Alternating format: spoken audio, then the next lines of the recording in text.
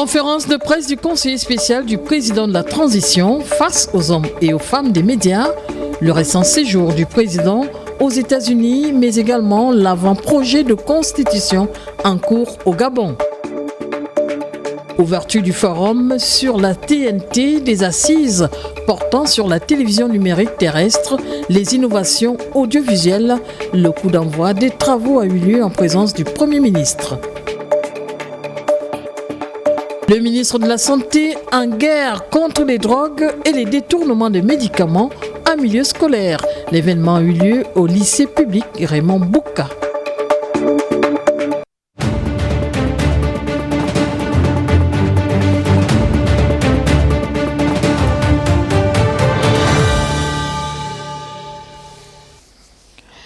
Bonjour et bienvenue sur Gabon Première, c'est l'heure de votre principale édition d'information.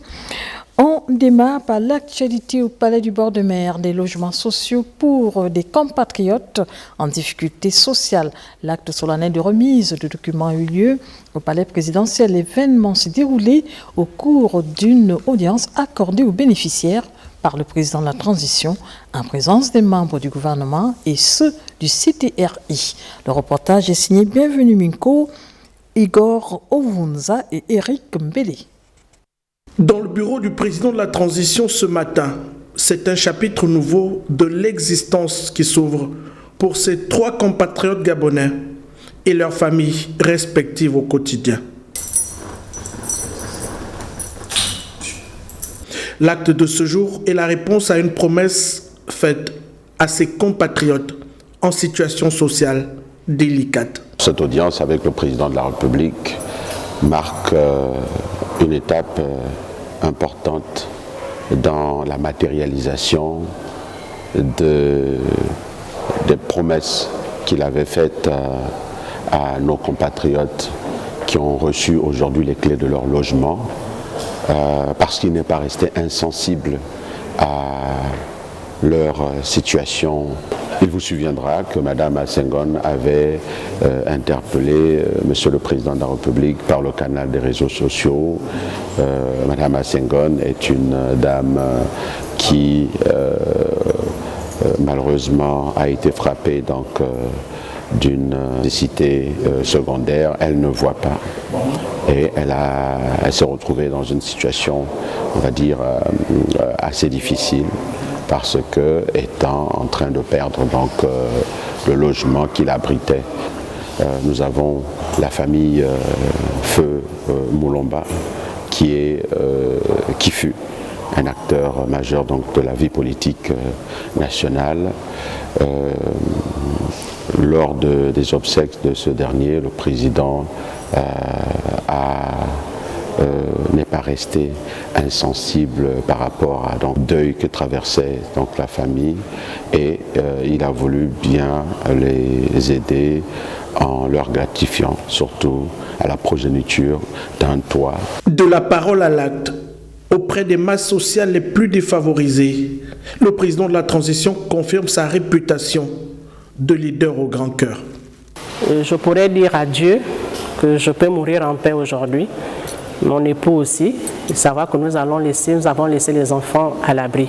Monsieur le Président, je bénis Dieu pour qu'il continue à vous élever et à vous protéger. Je pense que c'est la reconnaissance de mon travail. Il n'a pas arrêté de me le dire. Il me félicite d'amener notre culture et de honorer notre vert jaune bleu.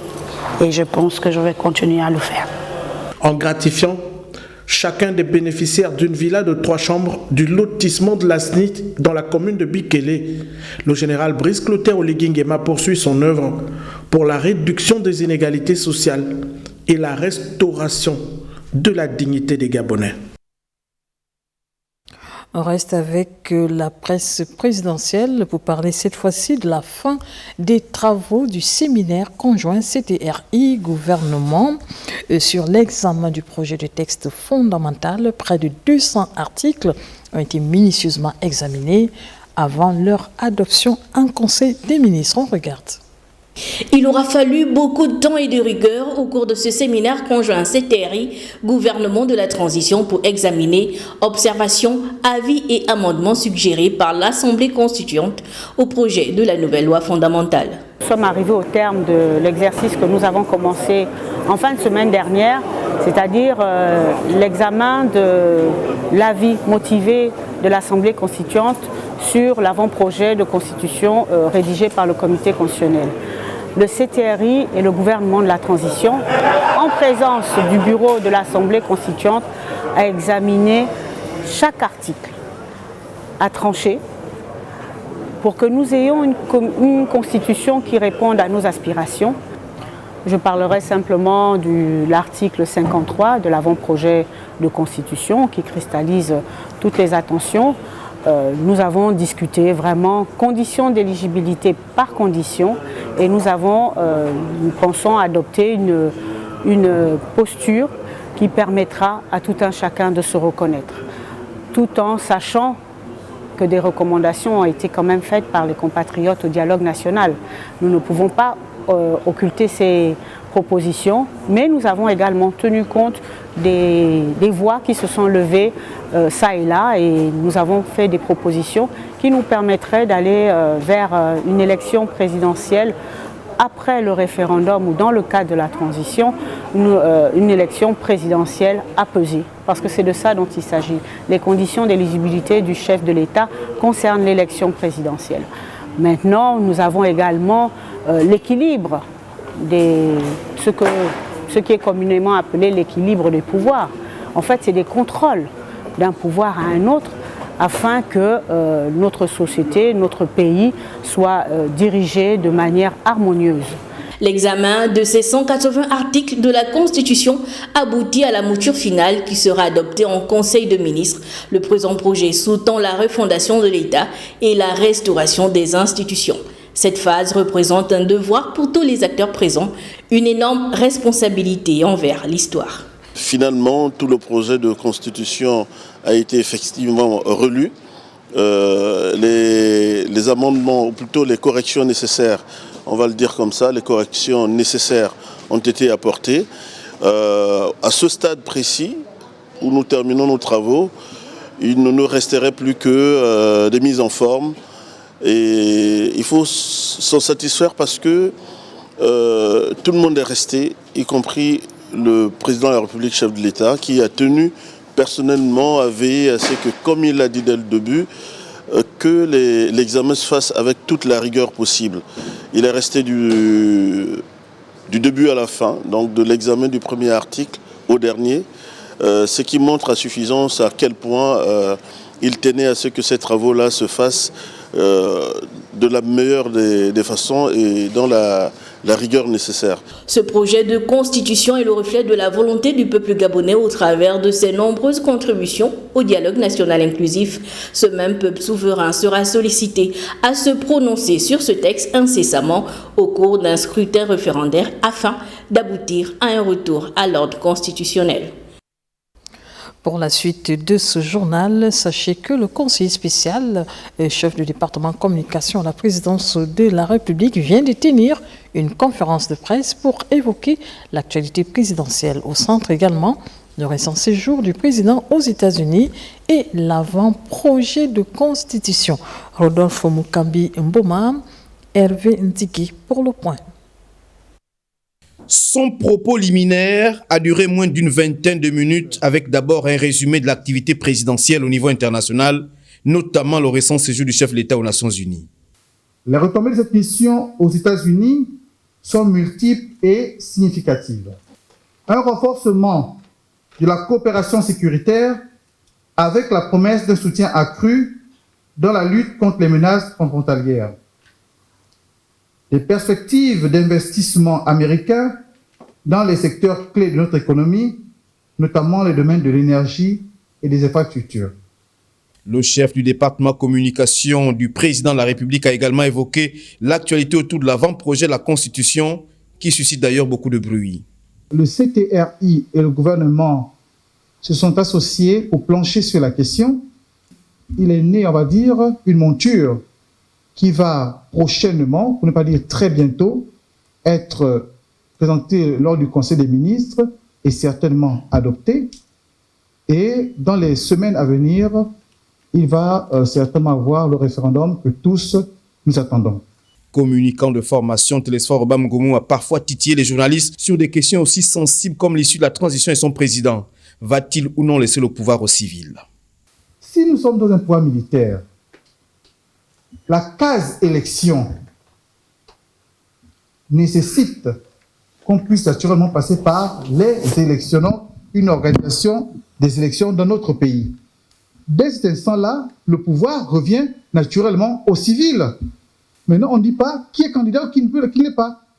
Là, encore une fois de plus, la Constitution va déterminer qui a le droit d'être candidat ou pas. Sur la récente sortie du Parti démocratique gabonais et son soutien jugé subliminal au président de la République, le Conseil spécial n'a pas éludé la question, même s'il a semblé ironiser. Ce n'est pas le CTRI ou le président de la transition qui a sollicité le soutien de ce parti politique. Ils se sont librement exprimés, comme bien d'autres compatriotes. Critiqué sur la léthargie de la communication présidentielle, le chef du département communication a très vite rappelé son style, dont les actions du CTRI sont plus importantes que ses sorties. Lui qui veut rompre avec les vieilles pratiques de communication intempestive décriées dans le passé, a-t-il conclu. L'actualité est la primature à présent avec le Premier ministre, chef du gouvernement de la transition, Raymond Donsima, qui a procédé à l'ouverture de la cérémonie et des assises du Forum national sur le processus d'évaluation de la gouvernance en République gabonaise organisé par le MAEP, le mécanisme africain d'évaluation par les pairs Frédéric Yenda Moukoula, Peter Manfumbi de la primature. Au centre des échanges entre experts et membres de l'exécutif du MAEP, la bonne gouvernance et le renforcement des capacités des membres évaluateurs. Comme le rappelle ici le Premier ministre, chef du gouvernement de la transition, Raymond Donsima, en présidant la cérémonie d'ouverture des travaux de ce forum, en lieu et place du président de la République empêché. La bonne gouvernance et bonne pratique ont toujours guidé l'action accomplie par les hautes autorités de la transition sur le plan politique, économique et social. Ce forum est l'occasion pour nous de mettre en avant ceux qui incarnent notre engagement commun pour un Gabon nouveau.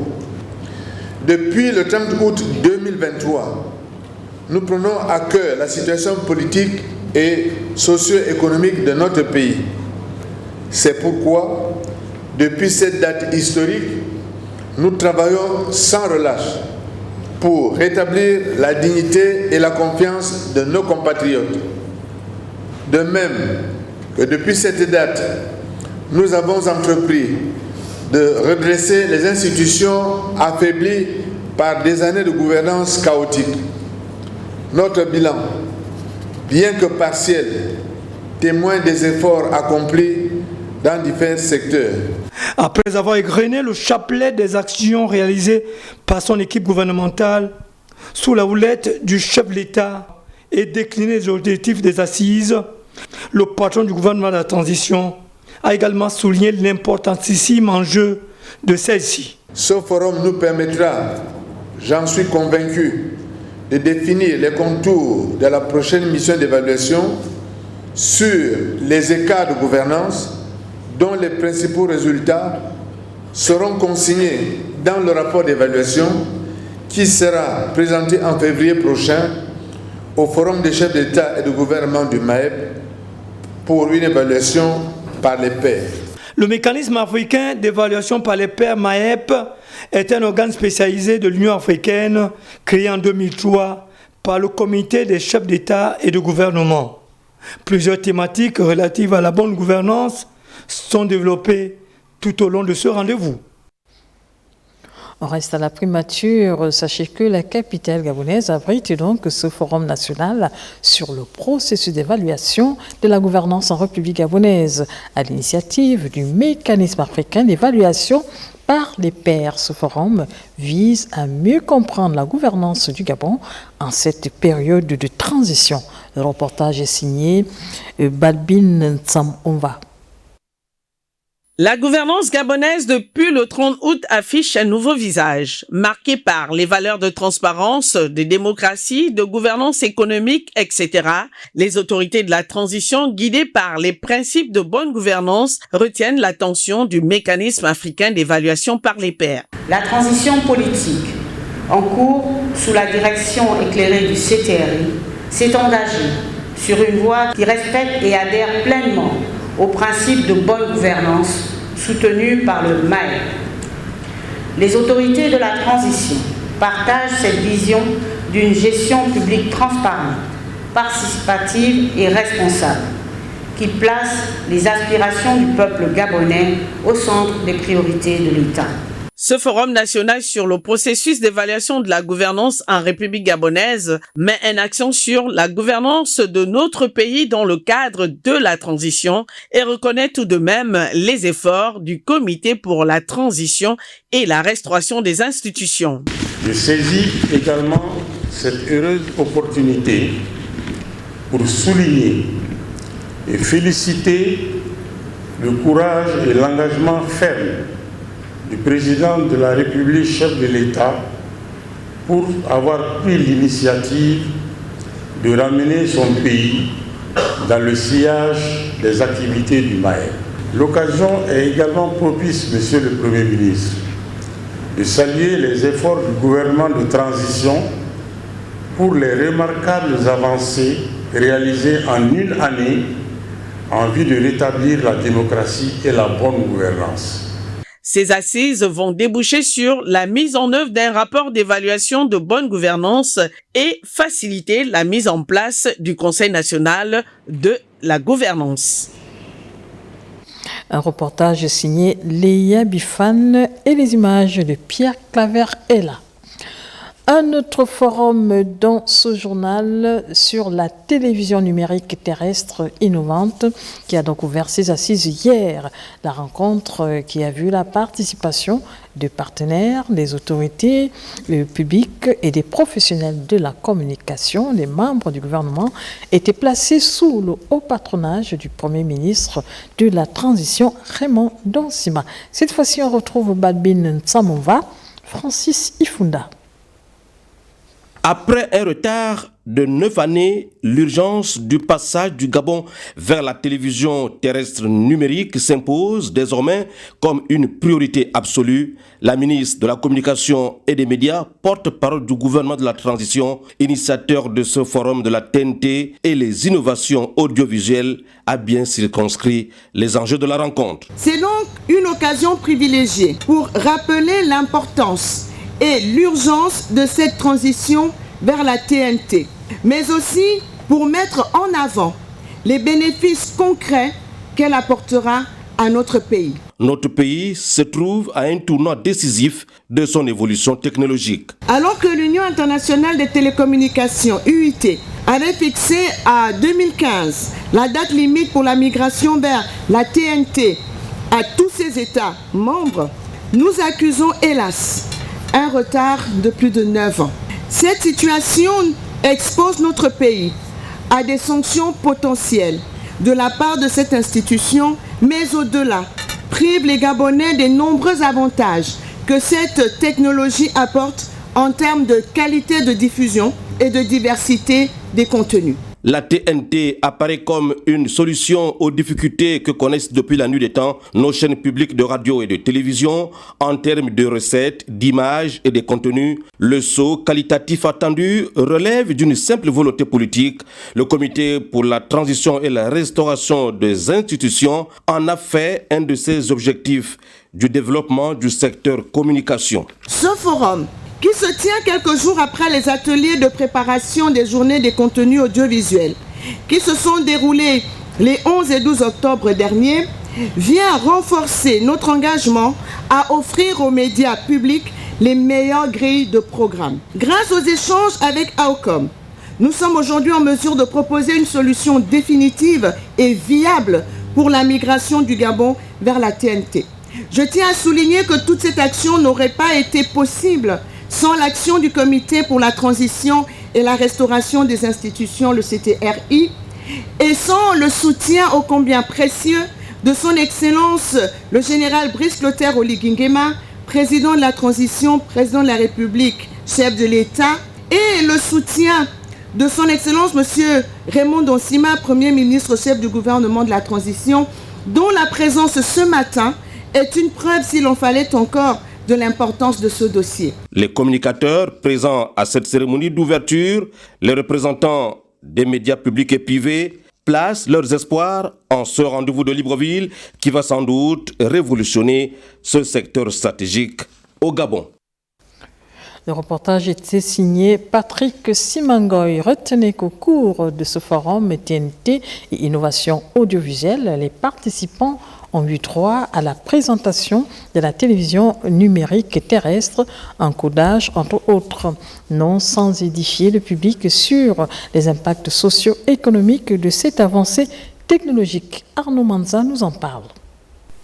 Très attentive aux explications, Laurence Ndong, ministre de la Communication, au même titre que les participants, est édifiée sur la télévision numérique terrestre, ici présentée par les experts du groupe African Union Communications. L'objectif est de vraiment pouvoir présenter les dernières technologies en termes de numérique et d'audiovisuel. Et aujourd'hui, l'Union africaine de communication s'engage à œuvrer en ce sens. La TNT a une importance cruciale, non seulement au Gabon, mais dans l'ensemble des pays. D'abord, c'est une obligation à l'international de l'UIT. Ensuite, ça permet au développement du secteur audiovisuel sur l'ensemble du territoire et avoir une couverture de la télévision nationale à 100% sur le territoire national. Aussi, la TNT présente de nombreux avantages, notamment une meilleure réception, une meilleure qualité vidéo-audio, en somme, une offre de services bonifiée, greffée aux enjeux socio-culturels, voire économiques. Économique, justement, la libéralisation de la dividende numérique qui pourrait être utilisée par les télécoms, c'est quelque chose de monétisable et l'État peut en profiter. Également la création de nouveaux emplois à travers la dynamisation du secteur audiovisuel, de la production, de la distribution, installation des antennes et décodeurs de réception TNT. Un basculement attendu depuis 2015 par les acteurs de la télé et de la radio qui aujourd'hui se frottent les mains devant des autorités de la transition qui rassurent quant à l'effectivité de ce projet. Si aujourd'hui nous rentrons de plein pied dans cet univers, ça signifie qu'on aura beaucoup d'avantages dans ce domaine. Et ça permettra aux gens de bien suivre la télé et la radio. Aujourd'hui, l'opportunité est donnée justement à la radio de renouveler ses infrastructures, justement à travers cette TNT.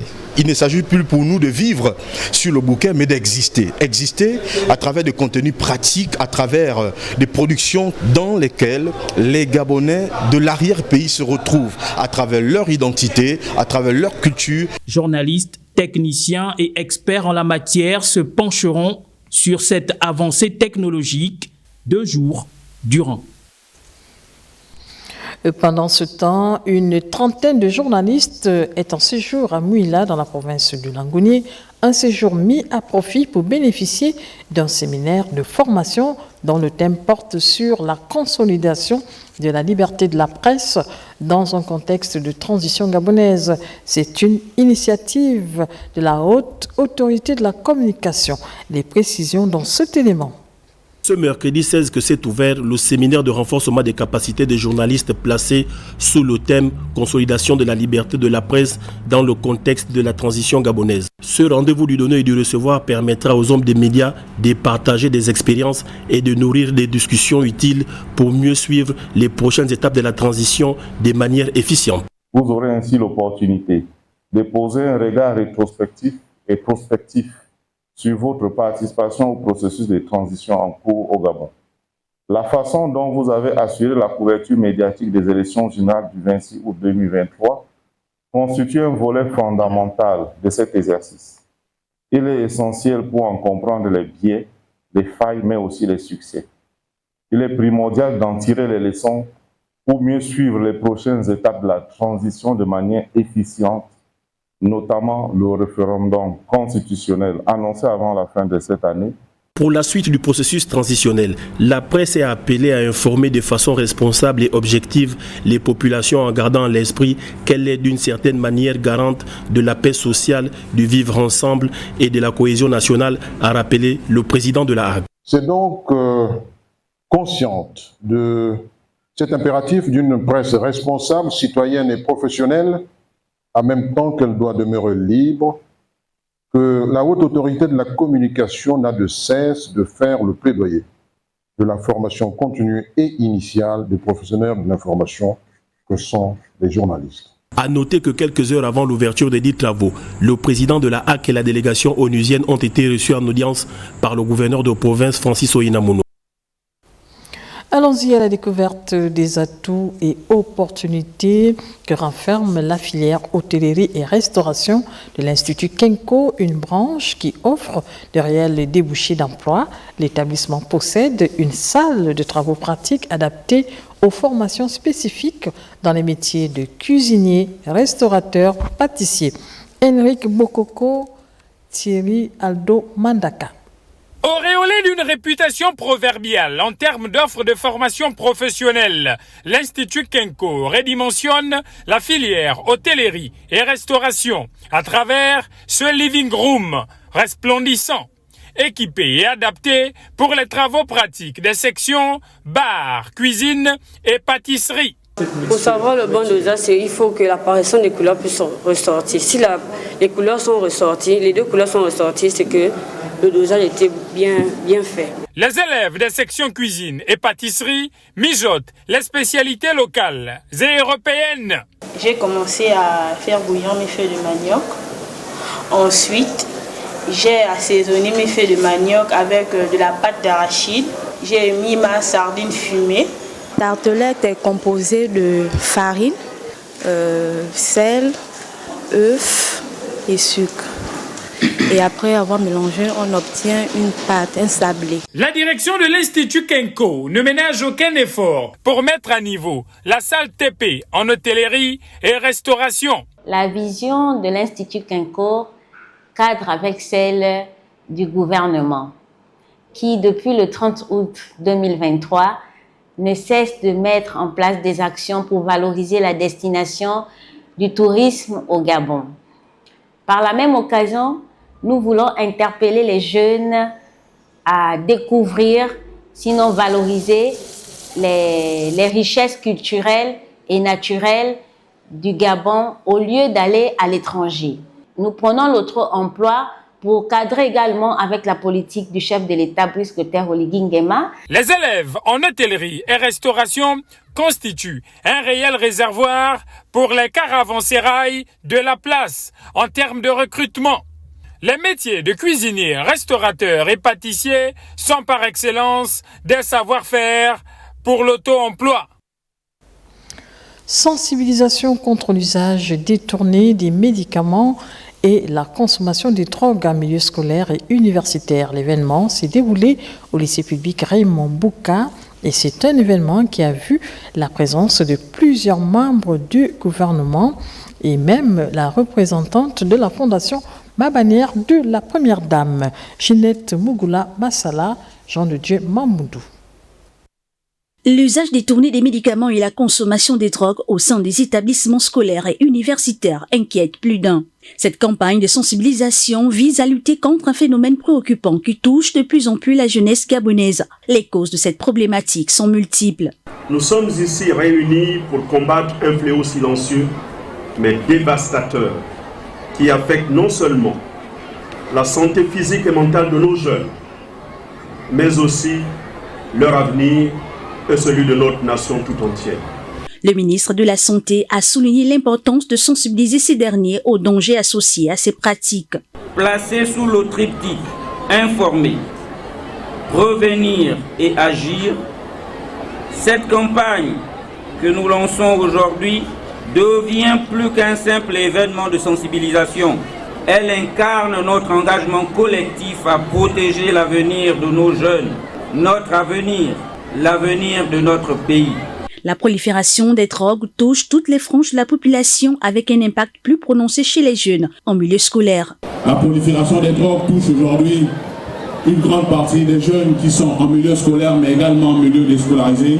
Plusieurs établissements universitaires et scolaires sont confrontés aujourd'hui à cette problématique ayant pour principale conséquence l'échec scolaire.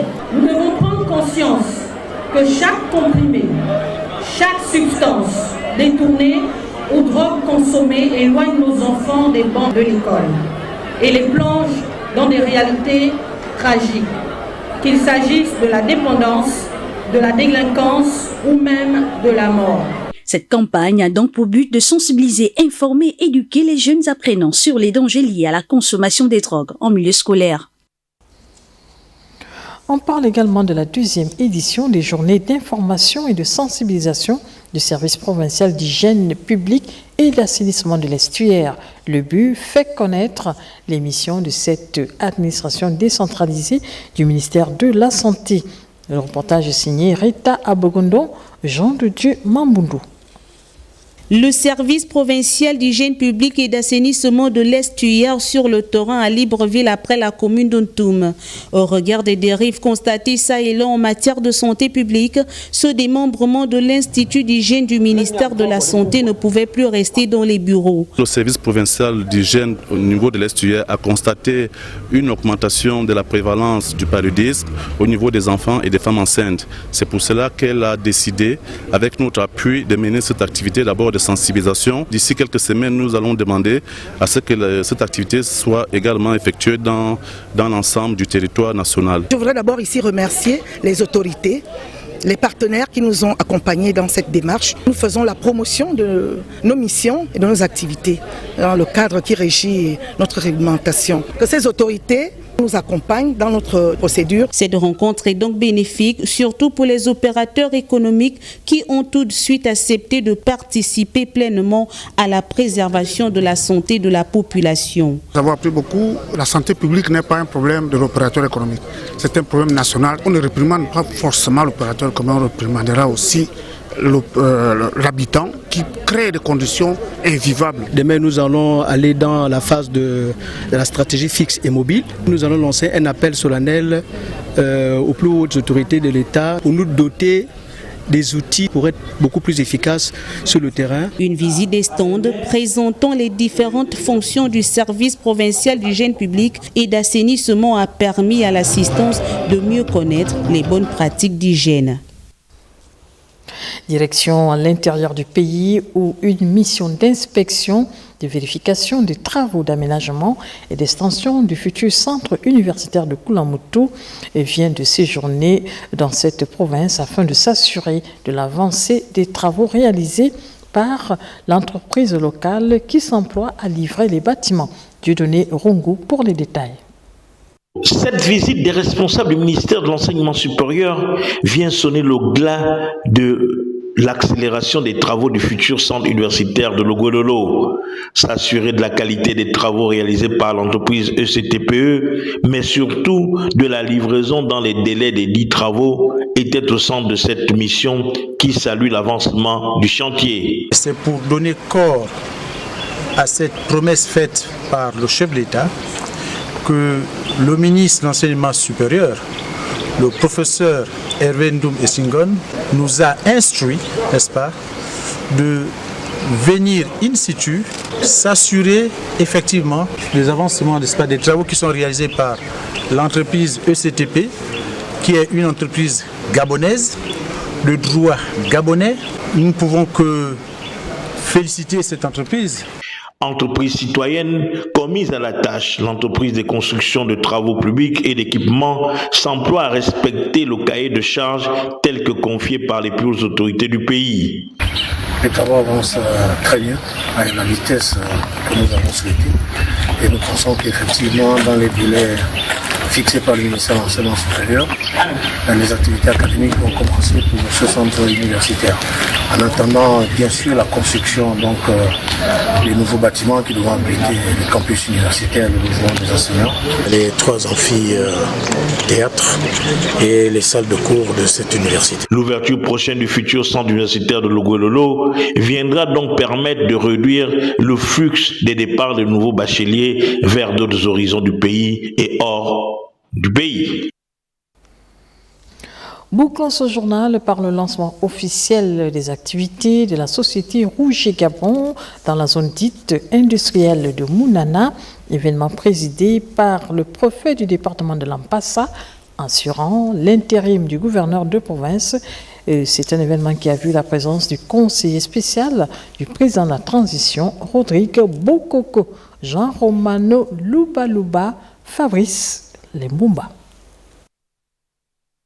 C'est en présence des autorités administratives et auxiliaires de commandement que l'entreprise Rougier Gabon a lancé officiellement ses activités dans la zone industrielle spéciale de Mounana. C'est dit, monsieur le directeur général, que Rougier Gabon est la bienvenue dans la plus belle des villes. Ce lancement réaffirme l'engagement RSE de l'entreprise à contribuer au développement économique et durable du pays. À travers cette implantation, nous avons ainsi pour ambition de renforcer notre partenariat avec les communautés locales et d'assurer une croissance partagée et durable pour tous.